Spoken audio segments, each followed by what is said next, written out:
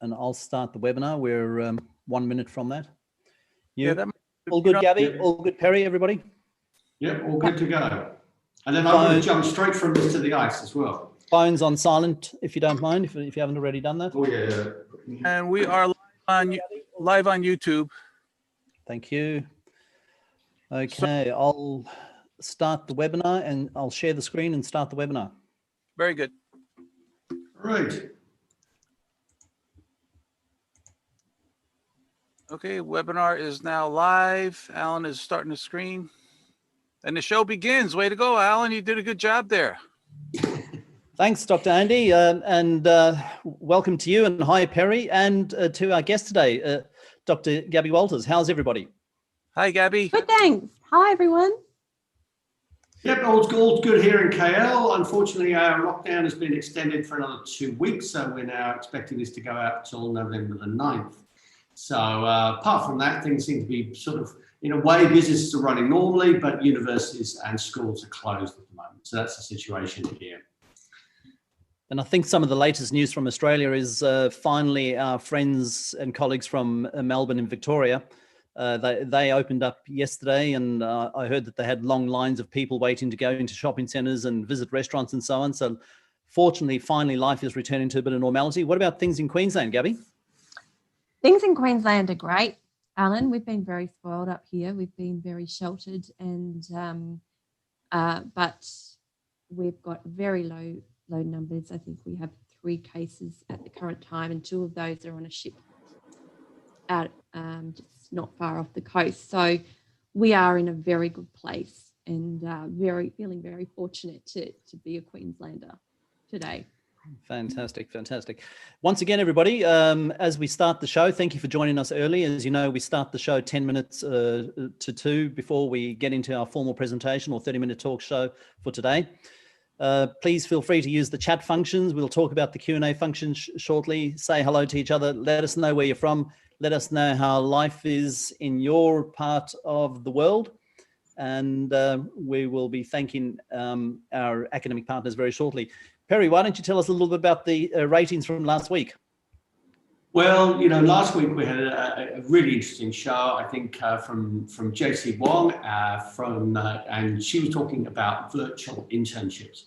And given the situation with the industry at the moment, lots of hotels have been unable to take on interns. So, this provides another opportunity for students. So JC got a great rating of 9.4 last week. And, so I think, I thought JC did an excellent session to explain how virtual internships work, the type of organizations such as Fiji Tourism, Slovenia Tourism, Airbnb, etc., who are using virtual internships. So that was great.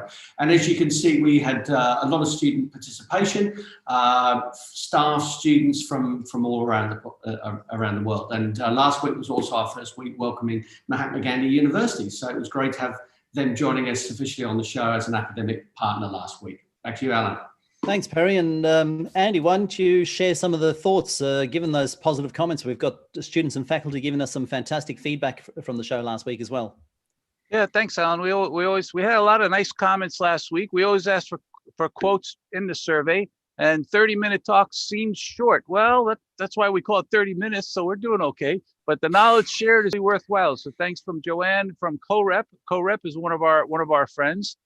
Yes, talent management deserves as much focus as financial capital management in corporations. And this one used a quote from Jack Welch from the US. We like that one. Hadzima from Saraka from Aramanta Suites in Davao City. So Davao is a great place. Attending 30-minute talks webinar is a way of learning at home. That's what we're all doing these days. So if you wanted to learn related to hospitality, I recommend you join and visit 30minutetalk.com. The website, yes, please visit our website. The website's getting better every week. And 30-minute talks proves to be change-oriented, for they continue to provide insights and solutions in terms of tourism-related issues, despite the threat of the pandemic. Yes, the pandemic is everywhere. That's why we're doing this program. And comprehensive presentations and learning guaranteed. And from Gerald, from Jolie Iligan International Schools in Davao. And don't forget that today, that's why we have Gabby Walters from Australia, from the University of Queensland. So that's going to be one of the exciting that's why we bring speakers in from around the world for this program. Absolutely, Dr. Andy. And you can definitely see that we've got students returning back to colleges, because it looks like some of those comments are getting longer and longer. But thank you, everybody, for your very positive feedback and your comments from week to week. Perry, why don't you talk to us a little bit about academic partners, and we'll thank them formally a little bit in the show. But well, look, when we started this 30-minute talk back in April, and we're really pleased that over the last 6 months we've managed to get so many institutions who look forward to supporting us through our academic partner program. And so we've got a range of different institutions now, ranging from NKUHT or NQT in Taiwan to the Association in Macau to the University of Santo Tomas. So fantastic. And the advantage of those institutions becoming our academic partners is that if you're a student from one of those, you are eligible for a 30-minute talk certificate. So if let's come to the show, through our show, you can click on the program survey. There'll be a QR code at the end. You need to provide a short comment and 3 learnings from today's program, and then you're eligible for a certificate. So great to have those academic partners supporting us, and that's a great benefit to you if you're a student who's joining us every week. Alan. Thanks very much, Perry. And don't forget, as Perry mentioned, later in the show, we'll be showing the QR code. Gives you an opportunity to scan and an opportunity to fill out the survey for this week's show and give us that feedback and give us the 3 learnings in order to qualify. So now for today's pre-show poll, and we've got a great question for you. I'm just about to launch that poll. There we go. Take a few moments and answer the question. COVID-19 has been a disaster for the hotels worldwide, reducing occupancies and in many cases 90% or more. Which of the following strategies do you think would be best to rebound from this type of disaster? Andy, do you want to run through some of the possible questions? Answers? Yeah, I was trying to think of answers to that, because some hotels just said, forget it, let's just close this business and go do something else. Other people said, let's close temporarily. And it's always a good time to remodel, because if there's no business, you might as well do that remodeling. So some hotels get lucky. If they need to remodel, they can do that. Some hotels are closing some floors or closing half their operations, just like airlines reducing the number of flights. Keep the hotel open with minimal staff. I think we've seen that in some cases. And what about don't close anything, offer special prices and try to increase business? That's an option. And don't do or change anything. Just wait till things get better. Some people just keep their staff and they keep doing whatever they were doing and wait for things to get better, even though the occupancy is low.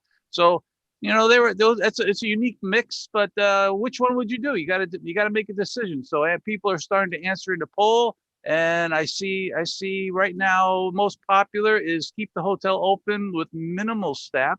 That's trending hot. But close the hotel temporarily and remodel. That seems to be a popular choice too. Absolutely. Some interesting feedback coming through there, with 51% saying keep the hotel open with minimal staff. I don't know, Gabby, what do you think? What would you answer? I think this is a really tricky one. I think, there's various different approaches to this, and I actually can see this in the industry here, and that some people are closing their businesses and building back better. They're taking the opportunity to rethink how they can re-innovate. But you want to be keeping costs down, definitely. Possibly close half the hotel down to reduce your operating costs. If you're not in a position to close the hotel temporarily and remodel, because it all depends on what position the organisation is in financially, and if there's any money there for a rainy day to be able to do that. But definitely wouldn't not change anything, or offering special prices can be a little bit. Absolutely. So it looks like maybe you're saying close half the hotel and reduce the cost, but I guess you're exactly right. It depends on the predicament the hotel or the operator might find themselves in. Perry, what are your thoughts? Well, look, I was talking to a general manager here in KL when the pandemic hit here. He's a general manager of Doubletree here. They were able to close one part of the hotel. They shut down floors. They did a bit of renovation work that was sort of in the pipeline anyway. They also then were able to move for domestic business and to refocus. They've been very internationally based. Some of the other hotels have gone for quarantine business, which was a very low rate, but at least provided some cash. And it was interesting listening to the ICE panel of experts yesterday. They had 3 people from the industry, one from Accor, one from Hilton, and one from another hotel, Jemina Hotels. And what was coming out of that conversation was that for a lot of hotels, it was about being able to generate cash revenue to be able to continue to provide for employees. So that was the big thing. It was the message was pretty much cash is king. Short term, understand revenue. It's not just your RevPAR, but understanding total revenue. So you might need to discount certain things, but remember it's bringing other revenue through the hotel. So there was quite an interesting discussion about how that would influence actually the curriculum and the sorts of things students now needed to know or be aware of about how this is changing how the analytics on hotel revenue management are being done. Absolutely. And thank you, Dr. Andy, for putting together a very interesting pre-show poll, sorry. It looks to me like there's some very interesting responses there. I've stopped sharing the actual poll and I've shared the results, and 53% of the audience today are saying keep the hotel open with minimal staff, and then 23% of you have said close the hotel temporarily and remodel. And then we've got a range of somewhere between 1 and 14% for the rest of the responses. Thank you, everybody, for sharing your thoughts. There will be a lot more thoughts on that particular topic in the future. I think that's certainly something we're trying to get industry more involved in the show, and I think that's a question for industry down the track. So look forward to that one. On the next moment, we're just about ready to start the show, everybody. So just a quick reminder, we're also streaming the show to YouTube. So the show is being recorded. And once again, thank you for joining us for today's program, and we'll start the show with 30 seconds silence. Thank you very much.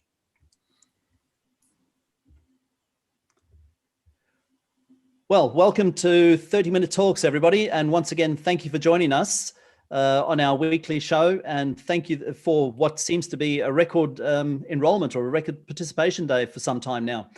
Hi to Perry, Andy, and Gabby.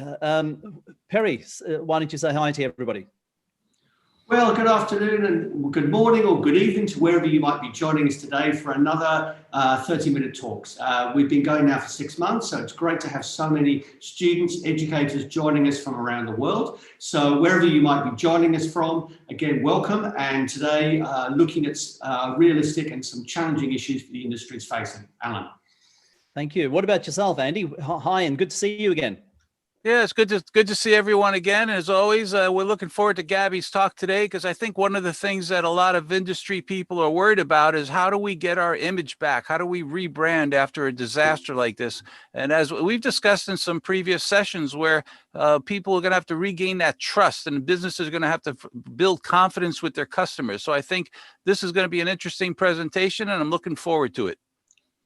And thanks again for joining us, Dr. Gabby Walters, Associate Professor in Tourism. Why don't you say hi to our audience today?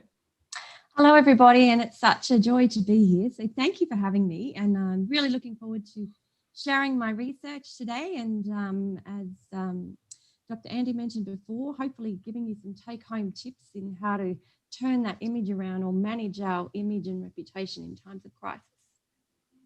Fantastic. We're looking forward to that presentation as well, Gabby. And Perry, why don't you mention some of our academic partners? As you said, we're proud to have as many as we do now. Well, as I was saying in our pre-show discussion, we built up a great cohort of academic supporters, and particularly our academic partners who are joining us, such as LPU from the Philippines, to part of Philippines chapter, to my colleagues here at Sunway University in Malaysia, to as far away as the University of the Bahamas, to as high in the world as you can go to Silver Mountain Hotel School in Nepal, to Mahatma Gandhi University in India. So to all of those, and to our industry partners such as HOSCO and TIPFI, it's great to have your support for us. Thanks very much, Perry. And over to you, Andy, with our new academic partner. Yeah, we're very happy to announce our very new academic partner. And this was a special one because this is for the University of Nevada, Las Vegas, and it's the Harrah College of Hospitality. and it's a famous school around the world. Everybody has heard of UNLV, and for me, it's actually famous because I graduated from UNLV a long time ago.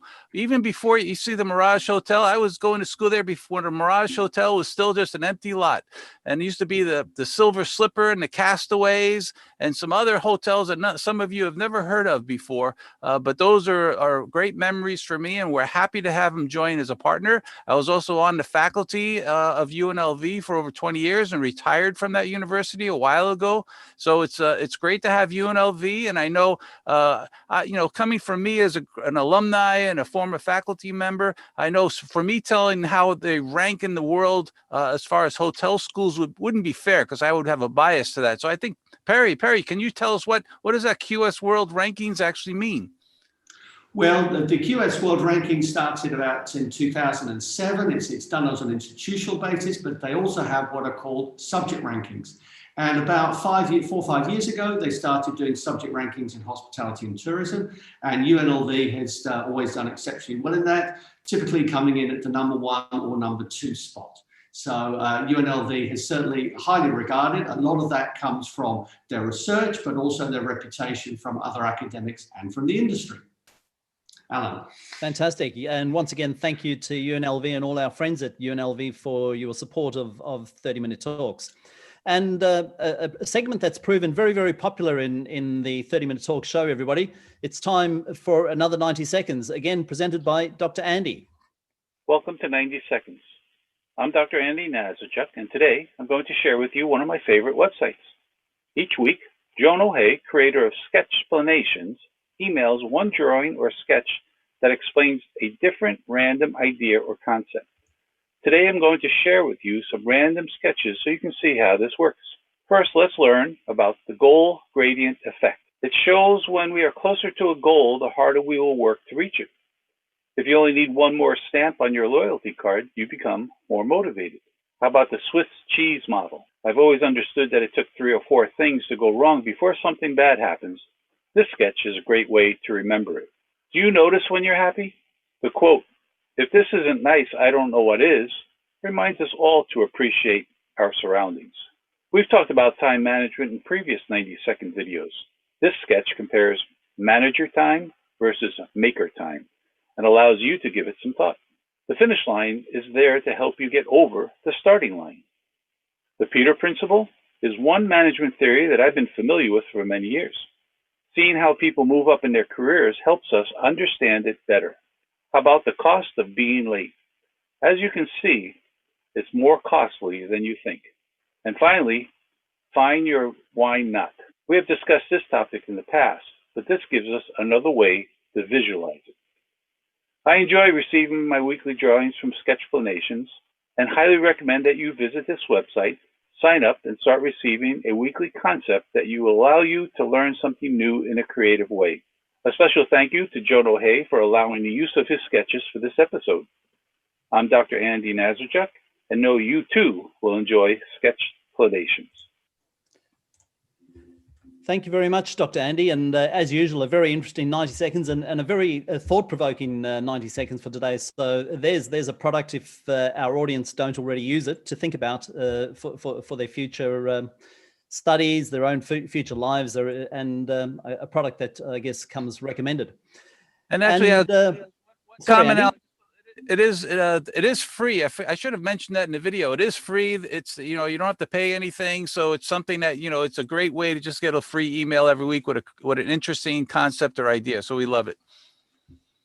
Thanks very much, Andy. And yes, I think you've hit the nail on the head there. I think our students and our faculty love things even more if they are free. So yeah, thank you for that.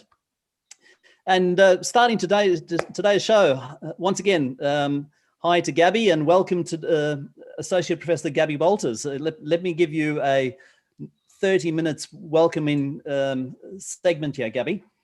Gabby has a substantial background in tourism marketing with an emphasis on consumer psychology, and Gabby has focused much of her research work towards image and reputation management, and in particular, tourism market recovery following crises and disastrous events. She's conducted numerous consultancies and projects with tourism destinations from different parts of the world, seeking to enhance or revitalise their reputations and regain trust among the tourism market as a result of one or more or many critical events. The recent focus on COVID-19 and travel behaviour has produced valuable insight as to what Australia's tourism industry can expect from domestic travellers and how to navigate the way through these uncertain times. And I guess that's a topic that's keen to all of us at the moment. In 2017, Dr. Walters was awarded the Centre of Australia's University Tourism and Hospitality Education, which is CORVI as we all know it, the Fellows Award, an esteemed accolade that recognises significant contributions to the tourism and hospitality field. Today, Gabby is going to be sharing her thoughts and insights on image and reputation management during times of crisis. Welcome, Gabby, and what a fantastic background. Thank you, and thank you very much for having me. I'll share my slides now, shall I?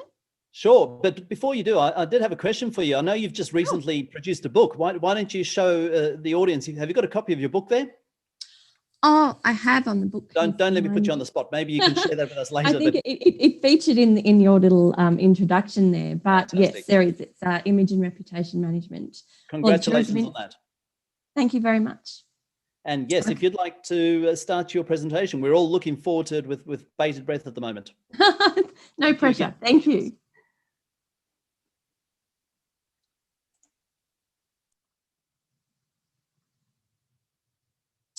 Okay, well, good afternoon, everybody, and thank you again, 30-Minute Talks, for allowing me to come on the show and share my research with you. I've been researching in crisis and disaster recovery now for around 10 years, and obviously underlying crisis and disaster recovery is bringing back that image and reputation. And so today I'm just going to share with you what I've learnt to date in this space, and also a couple of case studies that might help you to apply this knowledge to your own context. So I'm going to talk briefly, firstly, around disasters and crises in tourism, and basically what they mean for the tourism industry. And then I'm going to talk about destination image formation agents. And in particular, I'm going to focus on the media and destination image, because when it comes to crises and disasters, the media can be our best friend or our worst enemy. And I'm going to talk to you about just the amount of damage that the media can do, but also how we can recover from that.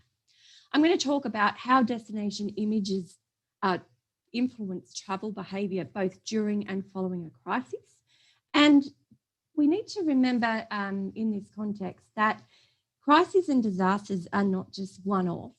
They can be very long-standing, and this can lend itself to long-standing image issues. So I'm going to talk to you about a little study that I did on the country of Jordan, which is located in the Middle East as well. And then finally, I think we can't go through this kind of presentation without talking about COVID-19. So I'm going to share with you some of the findings of a study that I've done this year, and talk specifically around how we can manage our image and reputation during these times. So firstly, when we talk about disasters and crises and the tourism industry, basically, in a nutshell, they affect visitation because they affect tourists, because these kind of events create great uncertainty. And this uncertainty can be around whereabouts in the destination has this crisis or disaster occurred, how accessible is the destination, can I still go and have a safe holiday at this destination, can I go and still have a satisfactory experience if I'm to visit this destination, what's open, what's closed. And as you know, sometimes the information we get around crises and disasters isn't enough to give us a really well-rounded understanding of what's actually happened. For example, I heard that there was some cyclones in the Philippines only last week. I could not tell you where in fact those cyclones were, because all I heard was that there were cyclones in the Philippines. So if I was planning to visit one of the islands, so I was going to the island of Cebu in the Philippines, I might cancel that trip because I'm not sure if the island of Cebu is actually open for business. This uncertainty obviously influences travel demand and our willingness to travel to those destinations that have been impacted. Unfortunately, there's no one-size-fits-all approach to responding to crises. How someone responds to a bushfire or a forest fire is very different to how we respond to a flood or a cyclone event. How we respond to a terrorism event is very different to how we might respond to an enduring crisis that has resulted in long-term destination image issues. So we certainly don't know right now enough information to fully understand how tourists are responding to this pandemic. I know there's a lot of research going out there, and I know in maybe a year or two's time, we'll, based on the amount of research that's being conducted in this space, we will have a good understanding. But right now, we are feeling our way in terms of this pandemic. Understanding how tourists perceive a destination during and following a crisis or disaster is critical to recovery, because we need to know what's in their minds. We need to know where we're positioned in their mind and how this crisis or disaster has changed the way that they're thinking or feeling towards our destination. So let's look at the destination image agents, the ones that the things that form the image that we hold towards tourism destinations. So the mainstream media, what we read in the media, what we see in the news, and particularly when it comes to crises and disasters, greatly influences how we feel and how we think towards a destination. Social media, what we read on social media, the posts we read from our friends who are putting their stories and photos up about their experience at a particular destination. These experiences and these comments on social media might be negative or they might be positive. Friends and relatives, we might have friends and relatives who live at a destination or who have been to a destination for a holiday and come back and share their stories with us. That will evoke various images in our mind and have a great impact on how we view the destination. Film and television, there's a lot of literature out there that talks about the influence of film and television in how we perceive a destination. So one of our students here did a case study on Mexico. And Mexico, unfortunately, is a filming location for a lot of movies that portray gangs and drugs and danger. So people therefore, form an opinion and think, I don't think I want to go to Mexico because there's that fine line between what is real and what is fictitious. Documentaries can also shed various destinations in a negative light. Film and television obviously can also influence our views towards destination in a positive light. New Zealand has capitalised on its hosting of The Lord of the Rings and has various attractions that have been created to reinvent that experience for people. Commercial travel providers, so this is when we openly seek information. This is all the members of our travel trade, our travel agencies, airlines, accommodation providers, destination marketing organisations. So these people are the people that obviously provide the information that we want to accumulate when making our decision. And depending on how well they provide that information, how well they market the destination, will obviously have some influence on how strongly we feel about the destination, how much we want to visit. Travel review sites, so user-generated content, is probably one of the most referred to information sources when it comes to planning our holiday.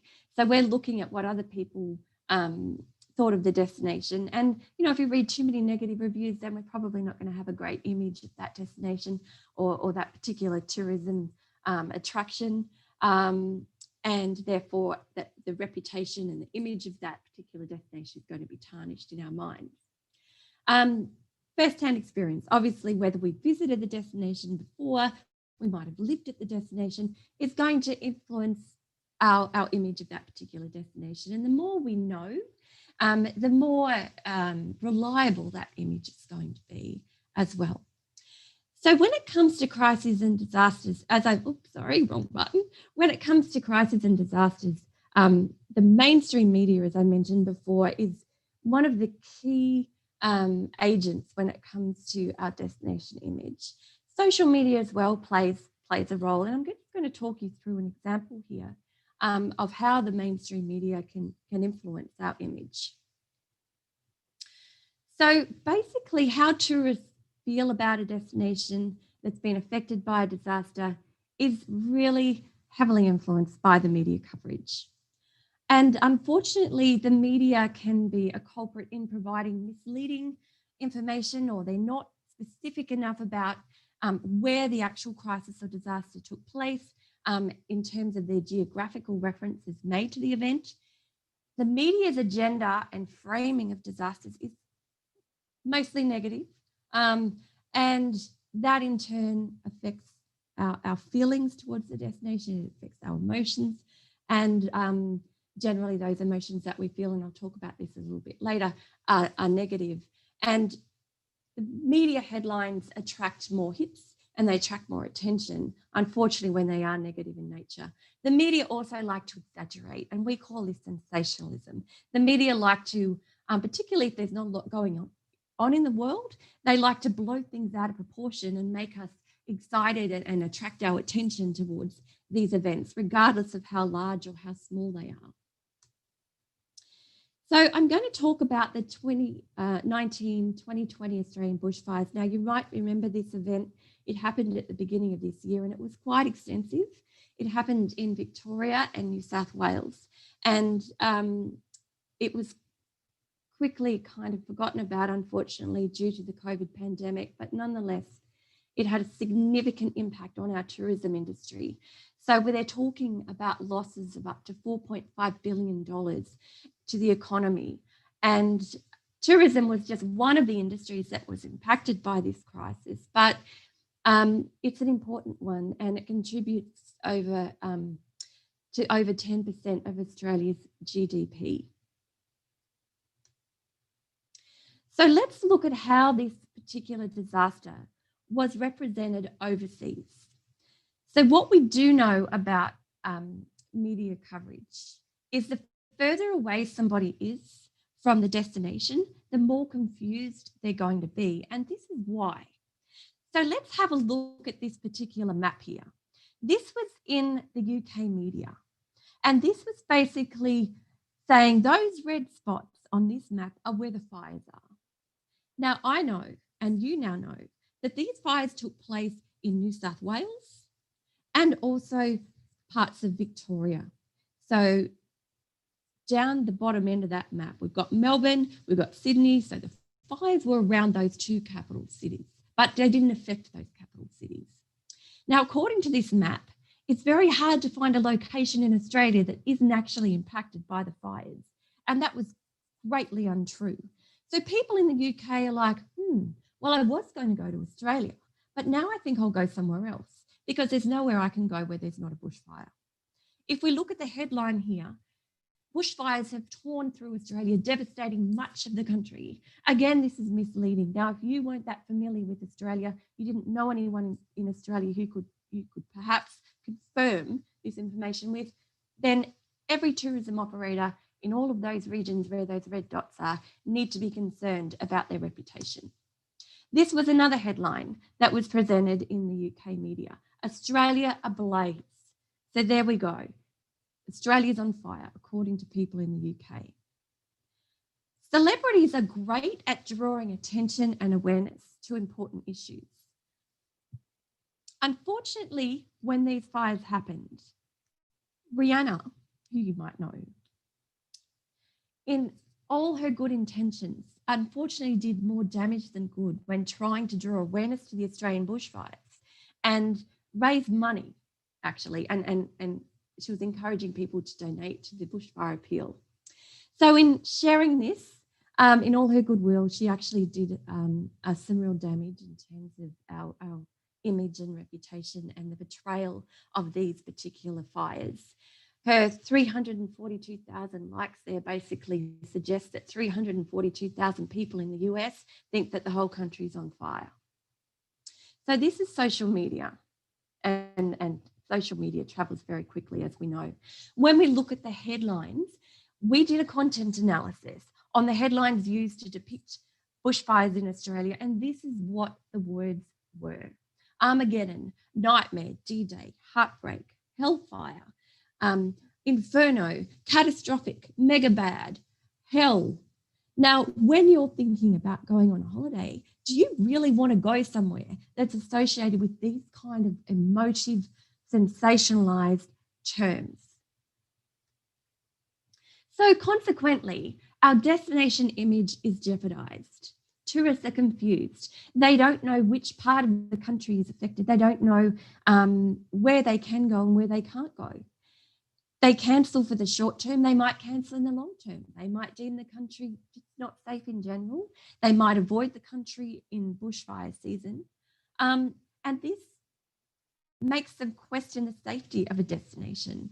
Now, following this pandemic, well-being and health and safety are going to be front and center of the tourist decision process. It wasn't so much like that in the past, but there were significant segments that we call risk averse that may have responded quite badly to news of these fires.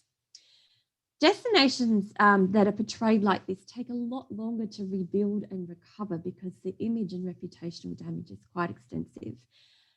Livelihoods are lost because people who are relying on the tourism industry for their income may have to close down or may have to go for months on end without the tourist visitation. And basically, we also need to remember that the image and reputation of non-affected destinations are also impacted. So we can't turn a blind eye when these crises happen and go, oh, it's okay because that was in another part of the country. We really need to know just how we are implicated in terms of the media reporting. The last consequence is that investment into marketing campaigns can be wasted. So here's Kylie Minogue, and here she is featured in a destination marketing campaign rolled out by Tourism Australia just before the bushfires hit.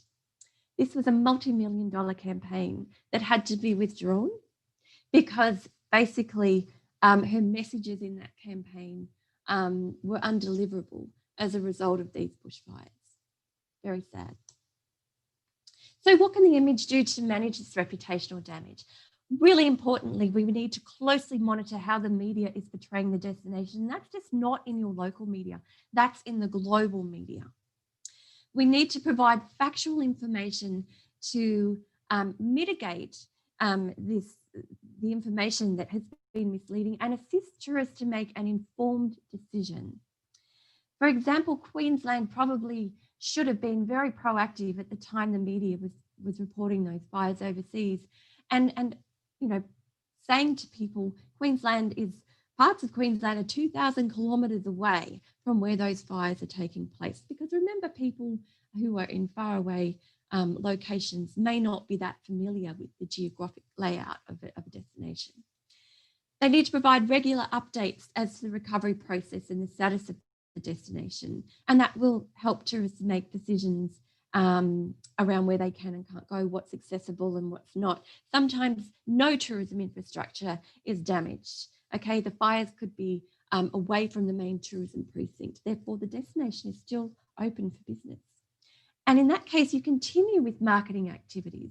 If the destination itself is ready, if all the tourism attractions haven't been affected, then it's okay to continue. Some people question that because they think it's a little bit insensitive to those people that are affected and people perhaps that aren't in tourism. But our research tells us that it's actually okay to go ahead with marketing. You need to manage the media and work with the media. There's some destinations in Australia that are particularly prone to bushfires that actually have the media on their recovery and also their preparedness committees. And they're educating the media around the damage of their reporting to the economic well-being of not only the destination, but also the country. We need to work with government to reassure tourists that it's safe to travel. Government advisories are a very trusted information source, particularly around this pandemic. So we need to make sure the government are behind the destinations and sending out informative information to domestic and international tourists. Ensure tourists understand that their safety is the destination's #1 priority. We don't want to look like we're just up for a money grab and you know, being irresponsible in attracting tourists to the destination for economic purposes, but also just making sure that we are reminding tourists that we're doing everything we possibly can to make sure they're safe. And then the last point I've got here is mitigate this damage, or any reputational damage for that matter, through strategic marketing messages. And I'm going to show you a project right now about how we can do this. Oh, before I do, if anybody wants to read more about sensationalist media reporting, you can in this article. We've done this research and we've written it up, so it's there for you if you wanted to download that and learn more. So, what about destinations with long-standing image and reputational issues? Let me talk you through a case study on Jordan in the Middle East. So Jordan, particularly around the time of ISIS, and when there was a lot of political unrest in the Middle East following the Arab Spring, Jordan didn't have, I guess, the best geographical location, and there's nothing we can do to change that. They were very close to Syria. They border with Israel and Egypt, and also Saudi Arabia. So when the Arab Spring took place, Jordan was very much it wasn't so much involved, but it was implicated, purely because people weren't that familiar with the geographic proximity of Jordan and its involvement with the political unrest. Jordan's a beautiful country. It's on the Dead Sea. As you can see, someone's floating there reading a book. It has a lot of great tourist attractions. A lot of, this is Petra here. Now, Petra is one of our new 7 wonders of the world. And Jordan, believe it or not, is very dependent on tourism. A lot of people think Jordan is part of the oil industry, but it's not. It relies heavily on tourism. The only oil that Jordan has is olive oil. This is Wadi Rum. Wadi Rum is another natural wonder. Wadi Rum featured in the movie Lawrence of Arabia. It's a beautiful place. I visited Wadi Rum myself and got my makeup done by one of the very friendly locals there. Actually, that's Desert Earth Sand he was painting my face with. And it has some of the most beautiful resorts and hotels in the world. As I said, featured on the Dead Sea. So it's a beautiful coastal destination, much to everybody's surprise. Now, Jordan was really struggling with their destination image. And because they were so reliant on tourism, it was really important for them to try and overcome this long-standing image that wasn't as a result of any particular dramatic event, but it was a result of a long-standing issue surrounding political instability in the region. So what we did a little experiment, and we looked at 7 different messages in terms of their ability to manipulate and strategically modify people's image perceptions of Jordan. So down the side there, you'll see all the messages that we tested. Now, these messages were informed by the literature, and they've been tried and tested in various studies before. And then across the top, you'll see a number of destination attributes and perceptions.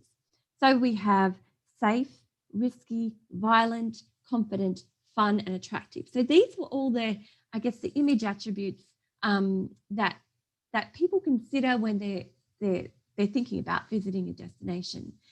So in terms of Jordan, we asked the question, so what message is the most effective message in order to make people feel safe about visiting Jordan? So as you can see highlighted in yellow there, Jordan, oasis of stability.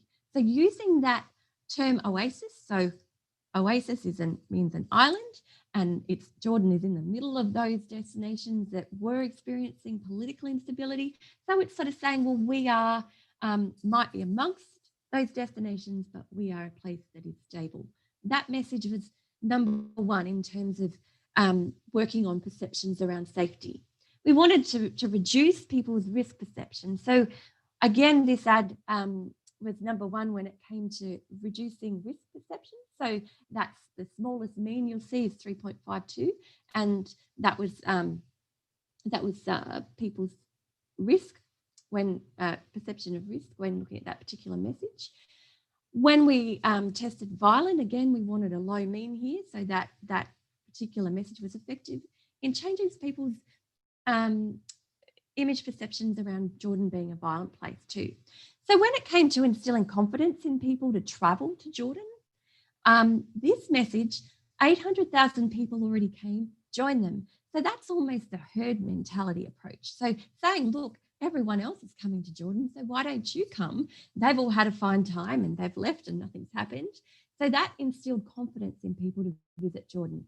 Then if we want a destination to look like a fun place, because let's face it, tourism is all about having fun, the message that says Jordan, a great past and a greater future, interestingly spoke to this particular attribute as well. And then finally, when we're wanting to look at the attraction and appeal of a destination, the message, Jordan so close, yet a world apart, really resonated with that particular attribute. So again, Jordan saying, well, yep, we are close perhaps to this instability, but we're also a world apart in that we've got some of the world's leading attractions.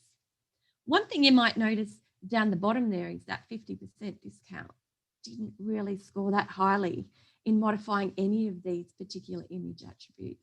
Now, I always say that discounting isn't the way to go. And this particular study here demonstrated that, because discounting can make people question the quality of something. When you go to a supermarket and you see a discount bin, you might pick up something from there. What's the first thing you look at something that's really discounted is the use by date, because straight away you're thinking, oh, that's cheap. There must be something wrong with it. So we kept looking at Jordan because it was such an interesting case in terms of image. And we looked at image and emotions. Now, image and emotions are highly correlated because how a tourist feels about a destination will have a significant impact on their image perception. Common emotions that arise as a result of crises and disasters or long-term instability are generally fear, anger, and sadness, and they're all negative. But what if these impacted destinations were able to induce positive emotions? Now, I've got a cute little puppy dog there that I'm hoping will make you all feel a little bit warm and fuzzy and induce those positive emotions there. So we actually did a study, still using Jordan as the context, and we looked at the ability of ad-induced emotions in reducing risk perceptions. So we thought if we can make people feel really good and warm and fuzzy and happy towards a destination that may have long-standing image issues, will that reduce the risk? And guess what? We did find that it does. So the study demonstrated the power of an ad-induced emotion. So the ad we used was this beautiful video portraying Jordan. It had very peaceful music. It had beautiful scenery and friendly faces. So this ad-induced emotion was successful in lowering risk perceptions. And we also found that not only did it reduce risk perceptions, it also increased people's willingness to travel. So there's some evidence there around the power and of the relationship between image perceptions and emotions. So I promised you that I would talk about COVID-19 and what this means for destination image and reputation management. So again, moving back to our emotions, my research has found, and I'm sure everyone's research is going to find this, that consumers are scared and worried and very uncertain about traveling amidst this pandemic. Health and well-being, as I mentioned before, will be front and center of the tourist decision process. Destination image in the case of COVID is going to be very much built on trust and risk perception.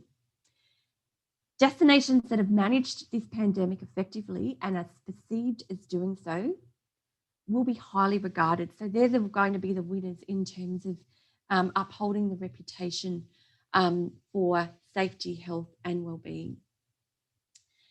The tourism industry need to ensure they are perceived as doing the right thing by both visitors and their host communities, because host communities are big stakeholders in tourism. And we need to reflect on the fact that not all host communities are going to be ready to welcome an influx of tourists. We've been in lockdown, we've been isolated, we've been sent this message for months on end that we need to sort of keep ourselves away from others. And when you think about tourists visiting, particularly regional destinations, and lots of them, the host community may feel a little bit overwhelmed. So we really need to protect our local communities, but also protect our visitors. So we need to allow for physical distancing. We need to make sure we're not putting lots of people in small spaces and really managing our crowds and focusing on visitor dispersion and making sure that any attraction, any accommodation facility, any restaurant is doing the right thing in terms of maintaining the right distance. Fair and honest cancellation policies. This is, again, a trust issue. So people are very gun shy now about booking too far in advance.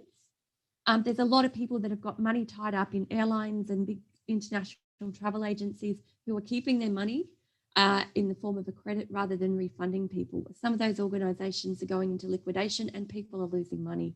So that's going to make them care a lot more about refund and cancellation policies. So you need to be fair and reasonable with those. Honesty and openness regarding the status of the destination. So make sure that you're not promising something that you can't deliver. And if, you know, some of the businesses have unfortunately had to close their doors and the experience isn't going to be what it used to be, then you need to be open and honest about that. Acknowledging yet being seen to mitigate the risk of contracting coronavirus. Like I mentioned before, it's really important to acknowledge that there is a risk. It's no point sweeping it under the rug because people know that there's a risk. They know that no destination is exempt from the pandemic. So it's instead of going, oh, pandemic, what pandemic? We're safe, you know, come along, nothing's going to happen. It's more around saying, yep, we know there's a risk, but we're doing everything in our power to minimize that. Think about getting on an aeroplane. What's the first thing they do? In the unlikely event of an emergency, here's what you do, right? You don't see people jumping up and running for the door. People accept the risk. The airline has acknowledged the risk, but are then presenting strategies on what they're going to do to keep you safe. Making sure visitor health and wellbeing are seen as the #1 priority, like I mentioned before, and balancing that compliance with visitor satisfaction is going to be the hardest thing for the industry because people are fed up with COVID-19. People associate holidays with escaping. And I think it's going to be a time where people are fed up with having the pandemic in their faces, but we cannot get complacent, but we also need to work out a way how we can still offer a really satisfactory and rewarding tourism experience while at the same time remaining compliant with COVID-19 regulations until, of course, we find a vaccine. So that is all from me today. Thank you very much for listening. And I'm sorry I have gone a little bit over time, but I'm happy to answer any questions or receive any feedback you might have regarding my presentation. Fantastic. Thank you very much, Gabby. Wow, what a lot of very interesting research and very interesting thoughts that you've got there. And certainly I've been watching the comments come through. There's some very interesting questions that have been posted. But once again, I just want to acknowledge the number of participants we've got for today's show. I think a record for some time now. So it looks like a significant number of students and faculty are watching us. I'm not sure how many on YouTube yet. I haven't gone through to that, but we know that we've got more than at least more than 500, but we're probably closer to 700 that as per the registration. So you've definitely managed to get get the thought juices flowing, for want of a better word.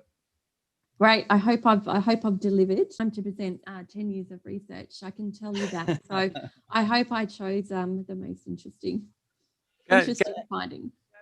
Hey, Gabby, you mentioned social media, which is these days, everything is social media. Anybody can say anything about anyone. And you have all of these Yelp and all these different kinds of platforms that allow people to provide their comments.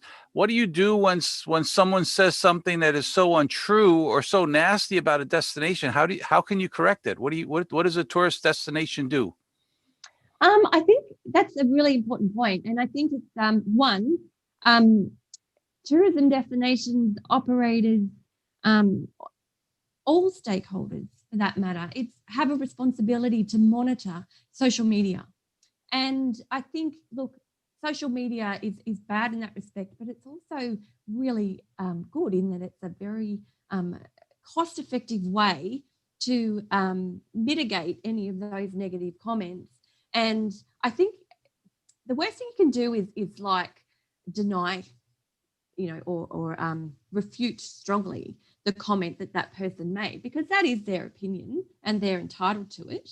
However, I think there are ways that you can mitigate the impact of that by firstly acknowledging that, they did have a bad experience, but then, trying to counter that message through a message that talks about examples of people having positive experiences, for example, and or there might have been something that occurred on that particular day that resulted in that particular incident. So there's an opportunity there for people to say, yep, well, unfortunately, the day you came, there was a massive thunderstorm. So, for the safety of our guests, 60% of the rides were closed. It's that kind of just bringing in some facts and making it easier for whoever's reading those comments to understand the context in which it occurred. Absolutely. Perry, I know there's a couple of questions. I think we should pick up a question from our audience. Yeah. What about yourself? I was just looking at those, but I think that the initial point Gary's made was really important. That so sadly, I think, because people's geography isn't so good these days, and my mother was a geography teacher, I should explain, so I think I got reasonably good geography, but most people these days are not taught geography at school anymore. So when we talk about a country, people don't realise just how many islands, for example, that the Philippines has, or how big Australia is. Well, after I moved to Australia from the UK, I had family calling up saying, "Oh, we heard there's bushfires. Are you okay?" Yeah. I said, "Yeah, it's in Western Australia. It's a 5-hour flight away." It's a bit like me calling you and asking you, "I heard about a road accident in Moscow, and are you worried in London about what's happened?" So this becomes a problem, is that we've got bad sense of geography. The media needs, on a 24-hour news cycle, needs news. So just as the media can be your friend, it can also be your worst enemy in that case. And I think tourism has really struggled to work out how to deal with this. So, and particularly in a situation like we've got with COVID, daily numbers are being produced up there. You'd think that the world has absolutely stopped. The reality is very different. There are many countries and locations and territories where things are just fine at the moment. We've got students here from Vietnam. Life is pretty much normal there, as it is in Taiwan. The casinos are reopening up in Macau. Yes, there's problems in other parts of the world, but you're not hearing the good bits of the story. All we hear is, again, the negative. And I think that's the challenge now. And COVID is going to be really problematic for us, because parts of the world are going to be locked down and parts are going to be totally opened up. We heard today about what's happening in Melbourne, and people were queuing up at midnight to get into a bar or a shop or whatever to get in. So it's very frustrating. So people are going to keep well away from destinations where there's any hint there may be COVID. And I think the point that Gav's made, we've really got to get the message out where things are okay and be honest about what the situation is. But clearly that's going to be challenging, because it demands a granular messaging, and there's no clear black and white necessarily. That some destinations can get out there, others can, where their situation is under control. So I think for our industry, this is going to be a really problematic period over the next year or potentially longer, depending how this vaccine is deployed. Gabby, we have a question from Christina Aquino, one of our big supporters. What's the biggest destination image predictor? Does it vary from enterprise or geographic location? So your chart was very interesting about the security, risk, fun. So what do you think the most important image predictor is? What for a destination? Well, that's actually image predictor. Let me ask when we talk about attributes, like when we talk about what people pay most attention to, right? It greatly depends. Like at the moment, it would be how many COVID cases there are. It would be how well a destination has managed COVID. And that is probably what everyone is thinking when they're choosing a destination. If you asked me that question last year, I would have said, well, it greatly depends on what people are looking for in a holiday. right? So you're looking for a destination that matches your what it is you're looking for in a holiday and what it is what's motivating you to take a holiday. So if you're wanting to relax, then you're probably looking for an image that portrays that matches that particular need, and that's all around positioning. You mentioned words. If I said F for COVID, is it better to promote that you're a safe destination or a clean destination or one that follows the procedures? Which one do you think would have the best impact on your tourist? I think I think safe destination is going to be questioned. I think I that's a good question actually, but I think COVID cases is going to be a big determinant. Yeah. Yes, and I think this is quite challenging, and it was quite interesting. I posted into the chat. I said, what messages will get you traveling again? Which destination did you pick? What information, messages, images would get you and your families traveling again? And interesting, Navira Trezo, if I pronounce that, sorry, it's quite small on the screen here, said, maybe if it's assured. And again, this comes back to this concept of assurance, and the numbers can tell a story, but they don't tell us the whole story. So in Malaysia, yes, our COVID numbers have gone up. They're below 1,000 or around about 1,000 mark a day. Majority of them are in one particular state, the state of Sabah at the moment. Now, that doesn't mean the rest of Malaysia is not okay. And this will be, I think, the challenge going forward. What are we talking about when we talk about a destination? Is it a country? Is it a state or province? Yeah. Is it a town? Is it a village? It's the place you're going to. Exactly. And of course, these become the challenges going forward. And obviously, as other destinations pick up on that and people become more wary or hear news. So this morning, I just got the news that my nephew has just been diagnosed with COVID, and he's currently in quarantine at his university in the UK. So, you suddenly get that information, you go, wow, this has really brought it much closer to home. This is a little bit more challenging. Luckily, it seems to be just fine. But the challenge is going to be, as these messages roll out, how we get that, to get those messages about things being okay. And whilst 30 minutes was going on, I actually saw an email that came in from Grab, and their message was, you're protected when you come with us. Now, Grab is the premier sort of service. Their little slogan there was showing hand sanitizer. In other words, don't worry. Even though you've got to travel, we will make sure we take care of you. And I think those will probably be some of the messages that we'll probably see coming out. I think protection is a good word, Perry. I think protection is better than safe, because safe, yeah. I don't think anyone can guarantee safe. But protection is saying, we're doing everything we can to keep you protected. We can't guarantee you're not going to get that. Whereas safety, I don't think people will trust that. I think the point you made about airlines is just bang on. People know there's a risk when flying. Planes crash. Yeah. And they have done ever since the first one took up to the air, but it's feeling that. And I was taking a domestic holiday here in Malaysia, and we all got our little safety mask here, and we got our immunity support booster pill here as well. So again, it's not saying it's going to be 100% safe, but it's like, we're here to protect you. And we care, and it's tangibilizing that message. Anyone can stand there and say we care.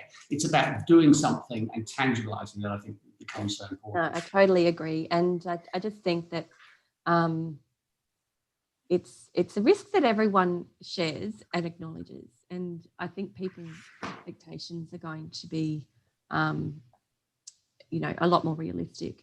But governments are going to play a key role. The amount of trust the Australian people have in our government at the moment is unprecedented. People are really trusting our government. I think my survey said 93% trust the government to be their number one information source. So governments are going to play a significant role, I think, in managing people's concerns. Yeah, I think there's a really interesting question in relation to that. So let's maybe just take this last question, because we are getting close to running out of time, everybody. But speaking about governments and their role in this whole picture, is how can we be sure that a private destination is really working with the government, and is it really necessary? Can it be like a standard to say that we are safe to go if this private destination is working with the government?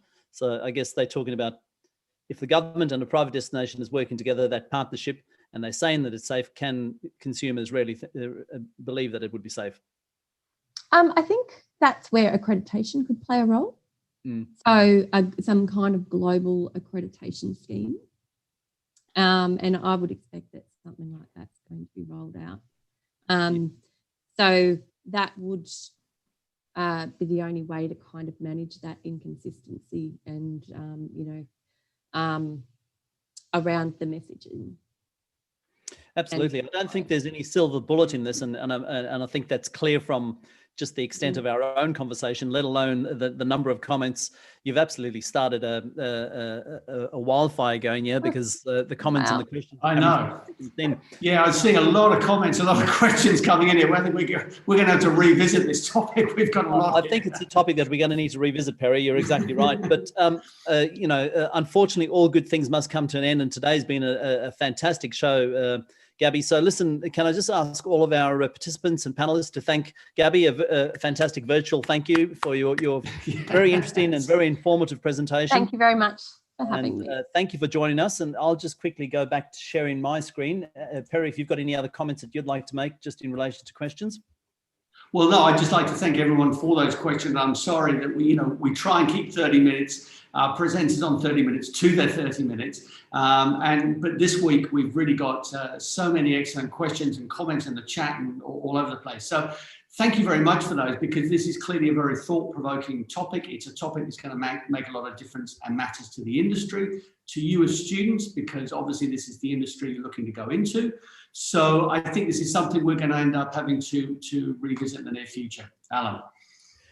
Thanks very much, Perry. Absolutely couldn't agree more. And I've once again just like to comment on the number of participants and number of registrations that we've got today. Any thoughts on that, Andy, just before we move into thanking our academic partners? Yeah, actually, just a note, we were actually sold out of our 500 seats in our webinar today, but it automatically goes to YouTube. So if you come in the future and it's sold out again, which we expect it to be, don't forget that we're showing the program live on YouTube, and a lot of people will visit that. And again, if because of that, we appreciate our academic partners, all the schools that support us, PATA, APAC, CRE, HOSCO. Actually, the International Center of Excellence is having their IPOE, International Panel of Experts Conference right now. So thank you to all of our academic partners.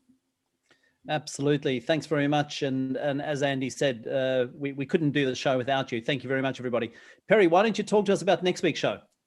Well, yes, I've got to quickly do that, because I've got to actually now click that button and then zoom literally straight off to the International Panel of Experts Forum, which I'm speaking at in a moment. But look, before I do that, looking forward to next week, because we have got a guest speaker who's going to look at the issues of developing a gastronomic destination, the challenges in the future. Dr. Frederick Bouchon is a former colleague of mine and Andy's. We used to work with him at Taylor's University here in Kuala Lumpur in Malaysia. He is now back at the world famous Institut Paul Bocuse, which is in Lyon in France. So it's going to be a very early morning wake up for him to join us next week. And he's going to be looking at the issues of developing fine dining and food, and particularly in this crisis. And as I was just saying, the first thing people were looking at doing at midnight in Melbourne was going out to a restaurant. There were lines last night to get into a restaurant. So I think one of the big challenges that COVID has brought us has been missing eating out. And I think the food side of things will probably bounce back, the restaurants, faster than probably travel and tourism, because it's something people can do in their locality. And so we're looking forward to having Frederick joining us next week. Alan. Thank you very much, Perry. And absolutely, we look forward to that show. And once again, everybody, don't forget that if you're looking to get one of your certificate of attendance for this week's 30-minute talks, scan the QR code right now. It's available there. Don't forget that if you participate in the survey, we require you to tell us at least 3 takeaways or 3 learnings from today's session.